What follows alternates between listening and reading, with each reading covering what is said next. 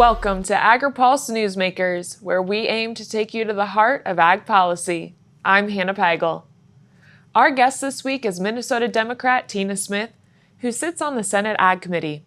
She joins us to discuss the latest on the Farm Bill. But first, here's this week's headlines. The Biden administration released rules for the 40B tax credit for sustainable aviation fuel. Corn won't qualify unless it's grown with 3 climate-smart practices: no-till, cover crops, and energy-efficient fertilizer. Soybeans won't qualify unless producers use both cover crops and no-till. Farmers must also have certification that the crops were grown with climate-smart practices. The 40B credit will be replaced next year by a more expansive tax credit called 45Z. The rules for that credit have yet to be written. The Food and Drug Administration has affirmed the safety of milk and other dairy products after more tests show no active traces of the bird flu. The agency has tested nearly 300 samples of milk from across the country, and no viable traces of the virus have been found. The agency is warning people to not drink raw milk.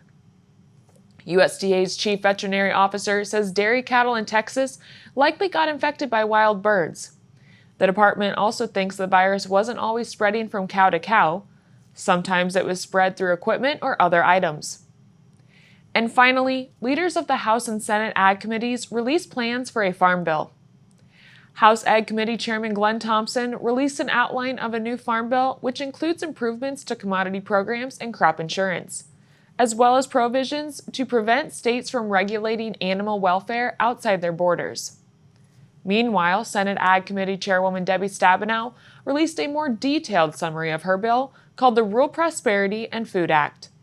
Some of her proposals include providing permanent authorization for conservation programs, as well as making some changes to commodity programs. The bill also would make high levels of area-based crop insurance more affordable. Democratic Senator Tina Smith also sits on the Senate Ag Committee and represents Minnesota farmers. She says the chairwoman's bill is one that will greatly benefit her constituents.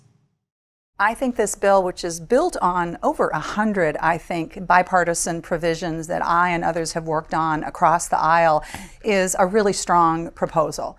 And you mentioned crop insurance, which is, I think, sort of the cornerstone of the ag provisions in the Farm Bill. And I'm really happy to see some improvements to crop insurance, particularly for how it can work for smaller farmers, beginning farmers, as we're seeing this massive transition, generational transition.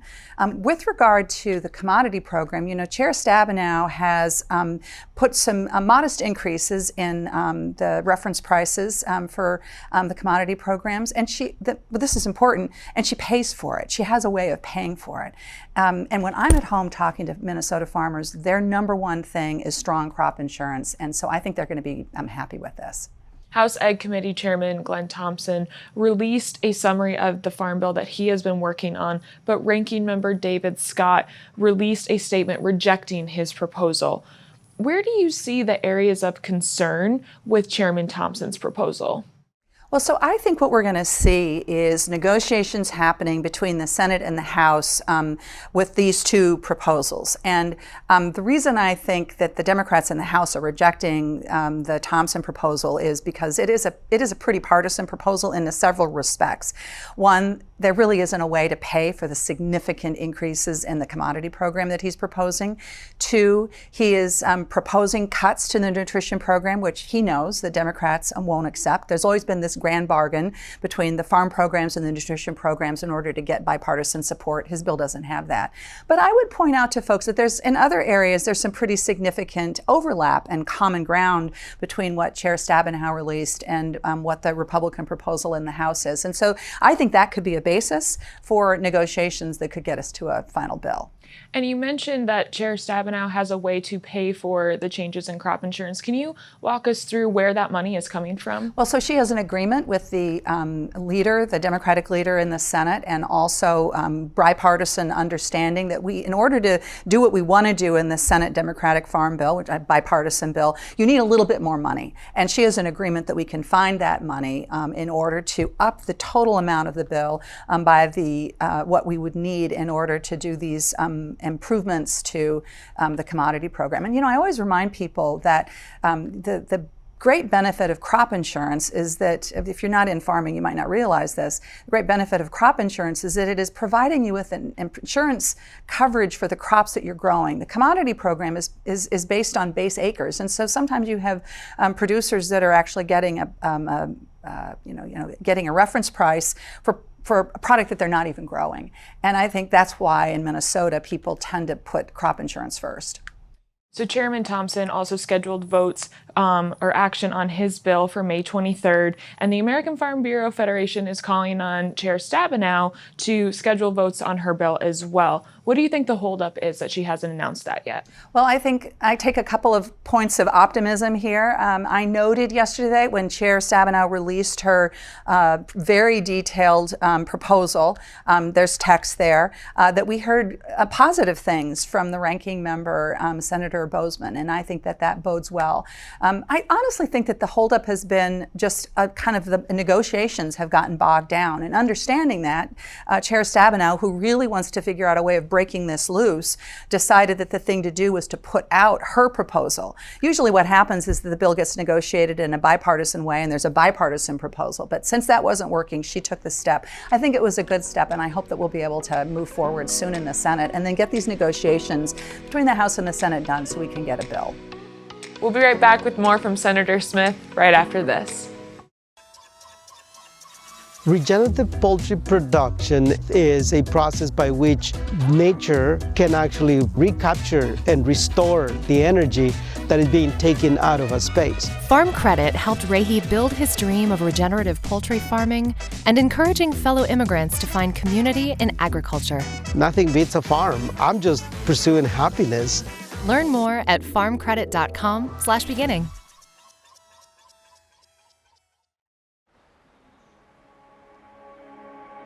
Farmers are always there for each other.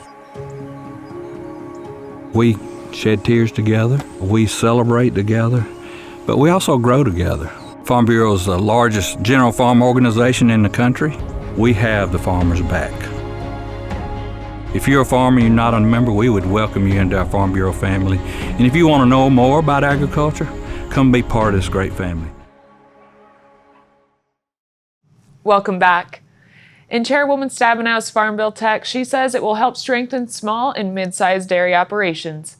Senator Tina Smith explains how it will do that. I've worked very hard on the dairy margin coverage program. Dairy is an important part of Minnesota's food and ag sector, and it was quite clear that the old way of doing, the old way of doing it wasn't working, and so. Everybody tells me in Minnesota that the dairy margin program is an improvement, but it still needed to have some additional improvements in order to make it work better for smaller producers. And so I think that that's what Chair Stabenow has been working on doing. I really support that, and I look forward to hearing from Minnesota producers about how they see this. And what do you see as the biggest challenges facing dairy farmers today? Well, dairy farmers are dealing with so much uncertainty. Right now, milk prices are decent. They're not great. They're not terrible. But they're experiencing a lot of the same challenges that other farmers are experiencing. You've got high input costs. You've got labor challenges. And then, of course, we have issues with trade. And it's why I've been pushing so hard to make sure that our neighbors to the north in Canada are living up to their agreements in the USMCA, so that we have a fair and even playing field with American milk products. So all of those things are happening at the same time. That we also see a lot of consolidation in dairy, and that makes it harder for smaller producers to hold it together. The creameries and what's going on with creameries and the loss of creameries has also been an issue in Minnesota. So, as always, farmers are dealing with a bunch of stuff as they're trying to figure out how to have a profitable operation. Mm-hmm. So the Biden administration released this week new rules for a new tax subsidy for sustainable aviation fuel. But farm groups are saying that it's going to be very difficult for growers to meet all of the requirements for climate smart agriculture practices. In addition to that, your colleague on the House side, Representative Craig, has long advocated for inclusion of biofuel production in the sustainable aviation fuel market.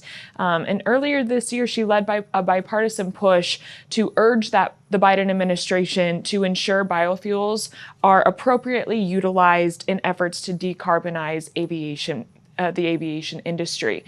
With all of that said, do you think the administration got the announcement right this week? Well, so first of all, I think there's a huge opportunity around sustainable aviation fuels, a huge market growth opportunity. And farmers, especially farmers in the upper Midwest, where I'm from, just have there's just nothing but upside here. And it is going to be a really important way, the primary way for us to decarbonize the aviation sector. I wish that the Biden administration had moved a little quicker on getting this standard out there. But what I'm hearing at home is this is a positive step. They're glad that this new standard is based on the GREET model, which has been important, and I think it feels more predictable to Minnesota producers. And there's a very specific standard that maybe some folks will think is a little too high. There probably will others who think it's a little bit too low when it comes to the amount of carbon reductions that you have to achieve in order to get this tax credit. So my impression from folks at home is they're sort of like, well, let's see how this works, and it's a step in the right direction, and there may need to be more done down the road. Thank you so much for joining us today. Thank you. We'll be right back with this week's panel discussion. But first, our Andrew Haneke explains a recent survey that takes a look at what Americans think about food and agricultural issues in this week's Ag by the Numbers. The most recent Gardner Food and Agricultural Policy Survey asked what Americans think about food and agricultural issues. This chart shows groups in the food system in the U.S. and if people thought they had too much control or share of the market. Those who responded seem to be concerned about how big food manufacturers and grocery stores are currently. Those numbers were nearly 68% and 52% respectively. On the other hand, people didn't seem as concerned about the size for restaurants and farms. Nearly 36% thought restaurants were too big, and only 19% said the same for farms. If you're interested in more data from the survey, you can watch last week's episode of Agri-Pulse Newsmakers, where we talk about the places people think are charging too much for food, as well as the quality of products sold from different sized food companies. For Agri-Pulse, I'm Andrew Haneke. As farmers, we need to be able to count on programs that make us successful for the future. These programs help farmers better their production, their practice, at a cost that they can afford. You're squawking over $20 billion, that USDA program. It's investment into the future for everybody. All that increase, it's going back into the economy. Register now for the 2024 Agri-Pulse Food and Ag Issue Summit in California. The event will offer participants a full day of presentations and panel discussions. You can hear from members of the California Legislature, food and agriculture leaders, along with industry experts and academics. This summit takes place on June 4th in Sacramento and through our virtual experience. See the latest information and register today under the Events tab at agripulse.com.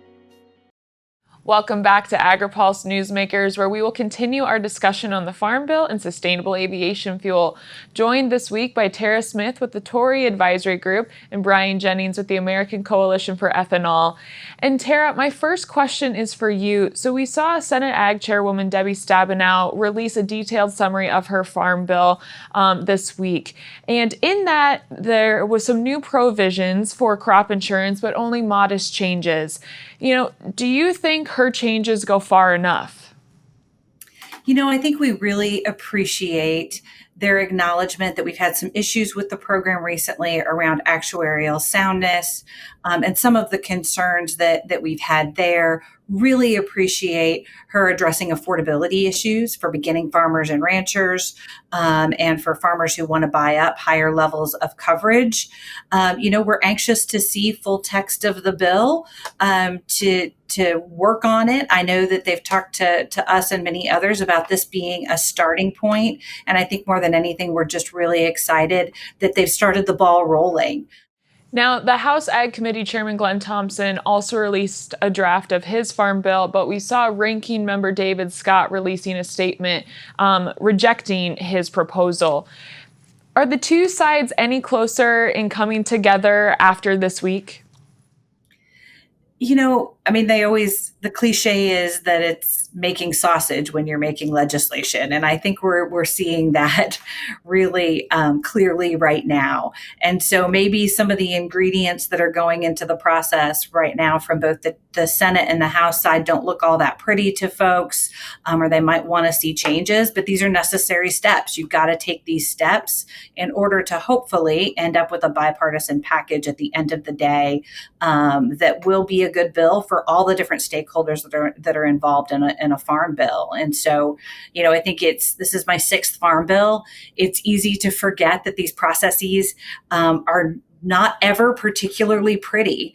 We've seen farm bills have to be split by the nutrition and the farm titles. We've seen farm bills fail on the floor. We've seen them fail in committee.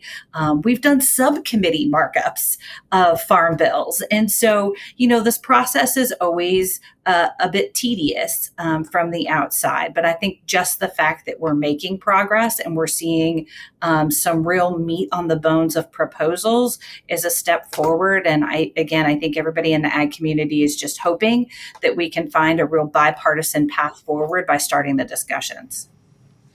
And Brian, bringing you into the conversation here, both the House and the Senate have said that they are going to bring in the Inflation Reduction Act money into the baseline of the next Farm Bill.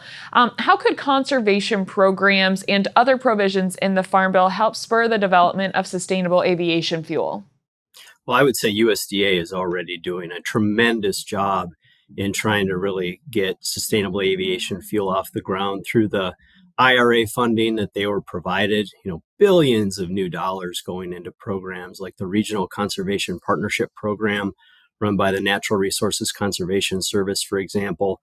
In fact, the American Coalition for Ethanol, my organization, was funded $25 million to work on a 10-state project to help install or adopt climate-smart agriculture practices around 12 ethanol facilities around the country, to collect the data on the greenhouse gas benefits of those practices.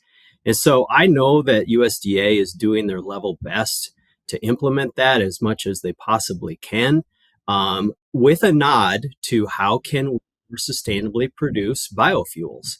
I won't get into the battle of how you sort of capture that funding relative to the Farm Bill baseline. I'll leave that up to Congress, but I will say USDA is doing a tremendous job of trying to implement what they have right now.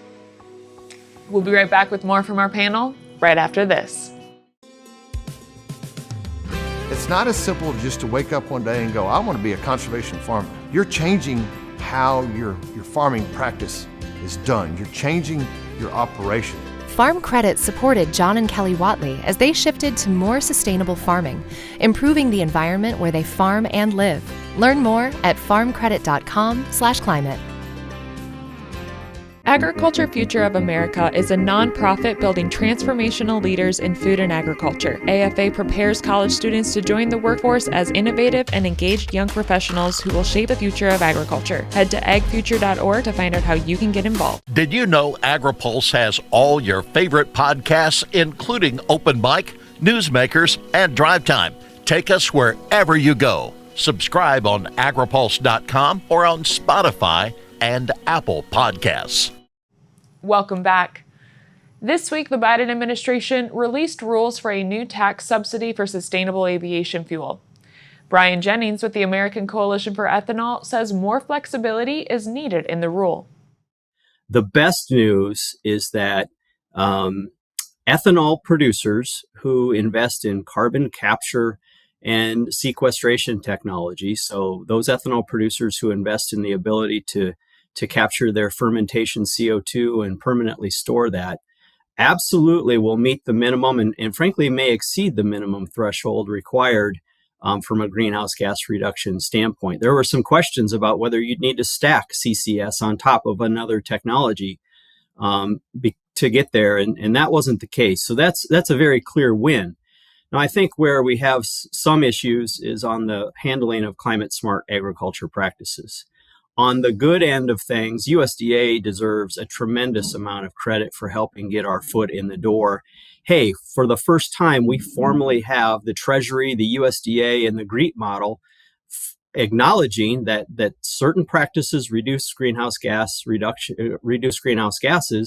from crop-based biofuels. That is an important recognition, but I would say the all or none sort of approach that they're taking with these practices with respect to you've got to do no-till, you've got to do a cover crop and enhanced efficiency nitrogen fertilizer on acres that any corn bushels are destined for ethanol to SAF. That's not going to be workable, and we're going to have to find some flexibility with that longer term. So Ag Secretary Tom Vilsack says the 40B tax incentive for this year will influence the 45Z tax break for 2025. How do you think the rules need to be changed? Well, first, I'd say Secretary Vilsack is exactly right. So for your viewers and listeners, the 40B SAF tax credit expires at the end of this year, but January 1 of 2025, the new clean fuel technology tax credit, production tax credit, the 45Z kicks in. Aviation and non-aviation fuel will qualify for that as long as their carbon intensity is 50 kilograms of CO2 or less. And for every point under that 50 kilograms of CO2, you can earn $2 a gallon on aviation fuel or non-aviation fuel. I think in talking with USDA and talking with Treasury, we will see more flexibility. You will not see this all or none approach taken when it comes to climate smart agriculture, for example. So if a farmer is engaged in reduced tillage and maybe 4R nutrient management, that should be good enough to help make sure that that corn that farmer is raising that's destined for ethanol production that could go into sustainable aviation fuel is going to help bring down the overall ethanol carbon score to a place where it could meet the qualifications for sustainable aviation fuel. And Tara, wrapping up our conversation with you, Chairman Thompson has scheduled a committee action on his bill for May 23rd. What are the chances that Chairwoman Stabenow will do the same? Oh, goodness. I mean, that would be fantastic to see that kind of movement. But in the conversations that we've had, I know she's really hopeful that there's going to be a bipartisan package that moves forward out of committee. And so I think that will really depend a lot on how the conversations over the next couple of weeks go between Ranking Member Bozeman and his team and Chairwoman Stabenow and her team. And hope springs eternal. They're able to come to some sort of agreement by that date, but that does seem pretty darn ambitious. We'll be ready either way. Well, there's a lot to keep our eye on for the month of May and the upcoming summer. Tara, Brian, thank you so much for joining us today. We'll be right back with more Agri-Pulse Newsmakers. But first, Andrew Huneke walks us through the number of dairy operations in the U.S. in this week's Map It Out. Data from the most recent Census of Agriculture shows the number of dairy farms in every state decreased substantially between 2017 and 2022. And this map takes a closer look at those numbers. States like West Virginia, Alabama, Wyoming, and Montana all saw a decrease of more than 80%.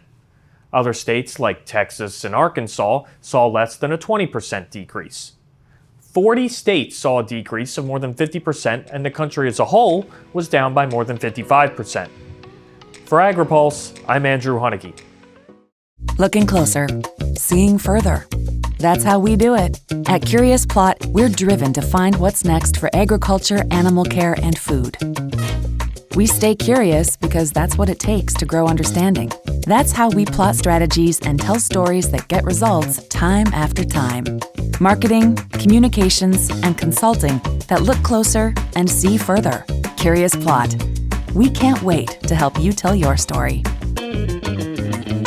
The Senate and House Ag Committees are busy working on the next Farm Bill, which will cover commodities, specialty crops, livestock, and more. This legislation will impact every farmer, rancher, and rural business for the next 5 years. Make sure you don't miss insights and analytics that only Agri-Pulse and its top-notch team of well-connected experts can provide. Register today for a free trial at agripulse.com and click the subscribe button, or email us at pam@agri-pulse.com. You don't want to miss this Farm Bill coverage.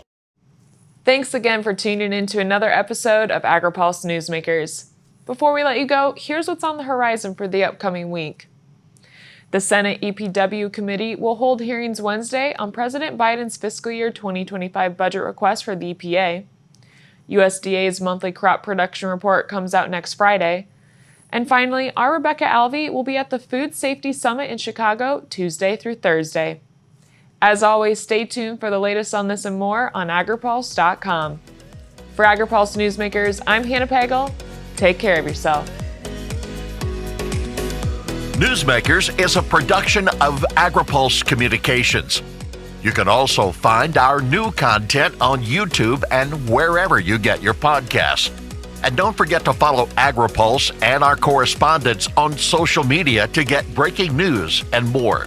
For agriculture, trade, food, environment, and regulatory news, your source is agripulse.com.